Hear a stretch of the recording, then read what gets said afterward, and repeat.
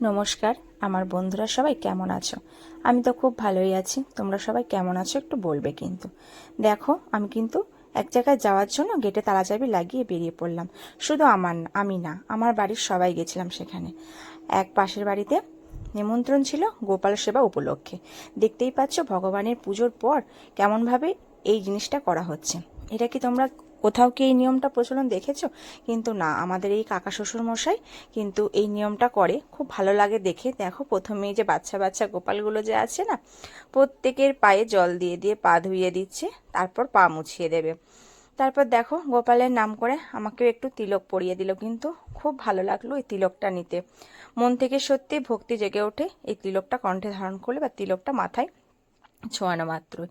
তো তারপর দেখতে পাচ্ছ বন্ধুরা, আমরা খাওয়ার জায়গায় চলে এসেছি। তো প্রথমেই কিন্তু গোপালদের মানে বাচ্চাদেরকে সেবা করানোর জন্য বসানো হয়েছিল।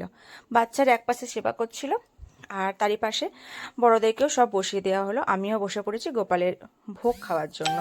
দেখতেই পাচ্ছ প্রথমে দেওয়া হচ্ছে গোপালের প্রসাদ। গোপালের প্রসাদটা আমি কপালে ছুঁয়ে তারপর মুখে দিলাম।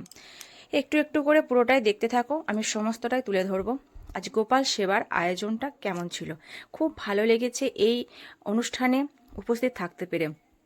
গোপালের প্রসাদ সবাই তো পায় না, কিন্তু সত্যি কপাল ভালো থাকলে অবশ্যই গোপালের প্রসাদ পাওয়া যায়। তো দেখো ভাত দিচ্ছে, তারপর কচুর শাক দেওয়া হয়েছে। এই যে চলে এসেছে এটা পনির পসিন্দা খাবারটা। কিন্তু হ্যাঁ, আর একটা কথা বলতেই ভুলে গিয়েছিলাম বন্ধুরা, যেহেতু গোপাল সেবা উপলক্ষে অনুষ্ঠানটা হচ্ছিল, তাই সম্পূর্ণ কিন্তু নিরামিষ। নিরামিষের মধ্যে এত সুন্দর খাবারটা, সত্যি মুখে লেগে থাকার মতো খাবার। পনির পসিন্দাটা এতটাই ভালো লাগছিল বা এতটা টেস্টি ছিল, আর একেবারে গরম গরম। তো আমি দুটো চেয়ে নিয়েছি। তারপর ছিল মুগের ডাল, ভেজ ডাল ছিল, আর আলু চিপস ছিল। আলু চিপসও বেশ চেয়ে নিলাম, খুব ভালো লাগছিল খেতে চিপস দিয়ে মুগের ডালটা।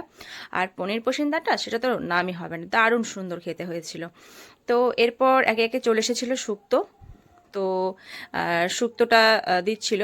তা তরি তরকারিগুলো এত সুন্দর টেস্ট হয়েছে, হবে নাই বা কেন, পুরোটাই তো গোপাল সেবা উপলক্ষে আয়োজন হয়েছিল, ভগবানের প্রসাদ, সে তো ভালো হবেই না। এই যে চলে এসেছে এঁচড়ের তরকারি, এঁচড় দিয়ে আলু দিয়ে তরকারিটা। তারপর একে একে খাওয়া হয়ে যাওয়া মাত্রই চাটনি চলে এসেছে। তো চাটনির পরপরই চলে এসেছে পাঁপড়, আর তারপরই তোমরা দেখতে থাকো। আর ভালো লাগলে কিন্তু অবশ্যই তোমরা একটু লাইক কমেন্ট শেয়ার করে দেবে, ঠিক আছে? পুরো অনুষ্ঠানটা দেখতে থাকো। চলে এসেছে দই, আর দইটা খুবই ভালো লাগছিল, কারণ গরমের সময় তো, আর ঠান্ডা ঠান্ডা টক মিষ্টি দইটা দারুণ লাগলো। তো চলো, গোপালকেই দেখানো হলো না, আজকে এখানেই শেষ করছি। গোপালের নাম করে সবাই একবার কমেন্টে বলো রাধে রাধে। তো তারপর আমরা